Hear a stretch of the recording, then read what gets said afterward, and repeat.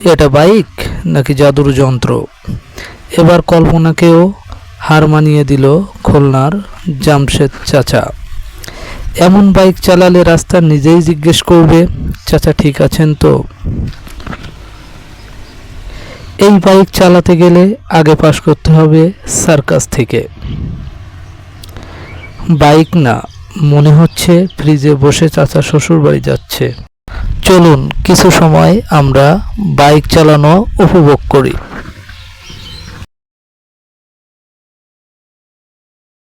এই বাইকে একবার উঠলে নামতেই মন চায় না, কারণ নামার পথটাই তো নেই।